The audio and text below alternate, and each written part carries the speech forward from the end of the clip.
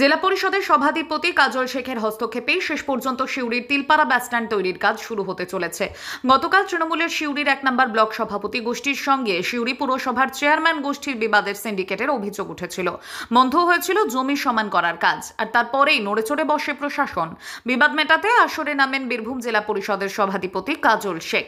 আজ তিনি দলের ব্লক সভাপতি ও বাসস্ট্যান্ড তৈরির দায়িত্ব পাওয়া সংস্থার প্রতিনিধির সঙ্গে বৈঠকে বসেন। ব্লক সভাপতি দাবি জানান, জমি সমান করার জন্য যে মাটি লাগবে তা স্থানীয় ট্রাক্টর মালিকদের মাধ্যমে নিতে হবে। জানা গিয়েছে 1000 ট্রাক্টর মাটি তাদের মাধ্যমে নেবে সংস্থা। তার জন্য 900 টাকা কমিয়ে 450 টাকা প্রতি গাড়ির জন্য পাবে। কাজল শেখ জানিয়ে দিয়েছেন, বাসস্ট্যান্ড তৈরির কাজে বাধা মানা হবে না। এদিকে তৃণমূলের শহর ও ব্লক নেতৃত্বের বিবাদকে কটাক্ষ করেছেন বিজেপির বীরভূম সাংগঠনিক জেলা সভাপতি ধ্রুব সাহা। বলছি আমরা একটু ঢুকবো তো ছবি করতে, আমরা একটু ছবি করবো। ঠিক আছে, মিটিংয়ে ছবি করবো একটু। ঠিক আছে, এটা একটু বলে দিন। ঠিক আছে। দেখুন, ব্যাপারটা হচ্ছে ওয়েস্ট বেঙ্গল টিআইডিসি একটা টেন্ডার করেছিল 1,57,35,549 টাকার। সেই টেন্ডারটা সিউড়ি একটা বাস স্ট্যান্ড হবে।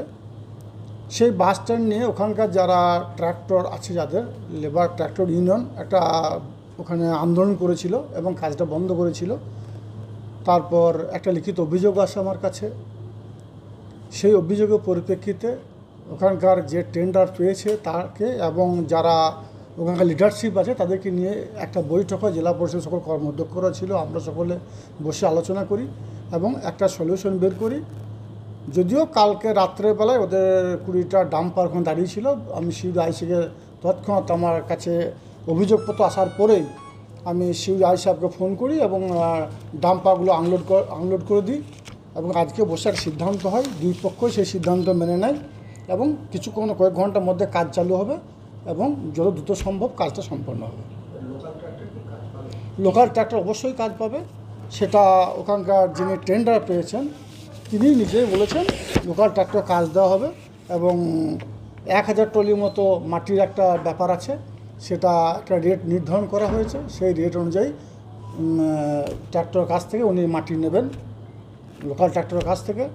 আর একটা সিন্ডিকেটের যে ব্যাপার আসছে, এখানে সিন্ডিকেটে কোনো যোগাযোগ আছে বলে আমার মনে হচ্ছে না, কারণ লোকাল ট্র্যাক্টরওয়ালাদের সঙ্গে যে এজেন্সি তার একটা বিবাদ ছিল, সেই বিবাদটা মিটিয়ে দেওয়া হয়েছে।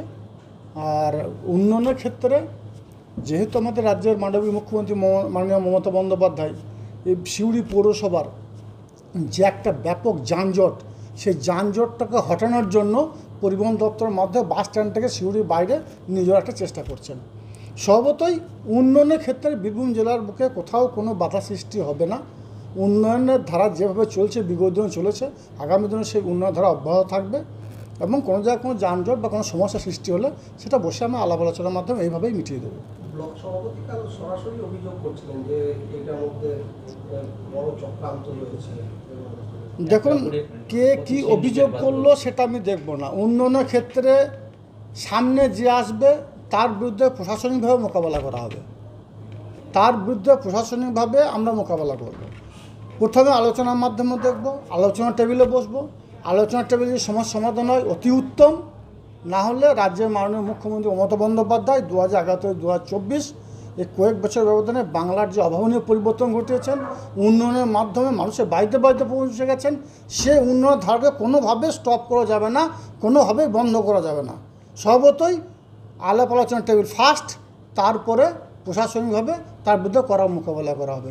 এখানে যেহেতু আলোচনার টেবিলে সমস্যা সমাধান হয়ে গেছে, সর্বতই দ্বিতীয় কোনো কথা বলার অবকাশ এখানে নেই। কাল থেকে আমরা গিয়ে দেখতে পাবেন কাজ ওখানে র্যান্ডাম চলছে, কাজ ওখানে কাজ শুরু হবে এবং অতি দ্রুত কাজটা সম্পন্ন হবে। দেখুন, এখন পর্যন্ত আলোচনার টেবিলে বসে আমরা আলোচনার সমস্যার সমাধান করেছি। সর্বত্র নির্দেশ বলতে ব্লক সভাপতি যাদের পক্ষে এরিয়ার যে ট্র্যাক্টর যারা খেটেখাওয়া খেতমজুর পক্ষে এসেছিলেন, তাদের যে দাবি, সে দাবিটা যখন আমাদের যিনি এজেন্সি মেনে নিয়েছেন, সর্বত এখানে আর কোনো প্রশ্নই ওঠে না। রেট একটা হাই ছিল, রেটটা কমানো হয়েছে যেন এজেন্সির তারও লস না হয় এবং যারা ট্র্যাক্টরে মাটি দেবে তাদেরও লস না হয়। দুপক্ষের মধ্যে মিলিতভাবে একটা সমন্বয় সাধন করা হয়েছে এবং কাজটা দ্রুত সম্পন্ন হবে এবং শুরুও হবে। কে করছিলেন? সিন্ডিকেটের কোনো ব্যাপার নাই, কালাম নিয়ে বলেছেন সিন্ডিকেটের কোনো প্রশ্নই না। আমি সিন্ডিকেটের কথা কোনো সময় বলিনি। আমাদের সমস্ত কিছু মীমাংসা হলো, কাজ থেকে কাজ শুরু হয়ে গেছে, গতকাল রাত থেকে শুরু হয়েছে আপনাদের বলেছি। তাও প্রশাসনের উদ্যোগে আজকে ডেকেছিল সভাধিপতি সাহেব দুপক্ষকে, আরও স্বাগত যে পুরোপুরিভাবে এখানে যারা ট্র্যাক্টর রয়েছে বা লেবার রয়েছে তারা এবং এজেন্সি যৌথভাবেই সমস্ত কাজ করবে। কাজ কোনো রকম হাম্পার হবে না, নির্দিষ্ট সময় আগে কাজ কমপ্লিট হবে এবং সব আমরা একত্রিতভাবেই কাজ করব। প্রশাসনের উদ্যোগে সভাধিপতি সাহেব ছিলেন, তিনি এটা বললেন এবং সমস্ত কিছু এখানে কমপ্লিট হয়ে গেল। এই কাজ নিয়ে আর কোনো প্রশ্নই থাকছে না। নির্দিষ্ট সময় আগে আমরা কাজ কমপ্লিট করব। আমরা সমস্ত কিছু কাছে দায়বদ্ধ এবং আমরা যাতে কাজ আরও ত্বরান্বিত হয় সেদিকে আমরা লক্ষ্য রেখে এগোচ্ছি।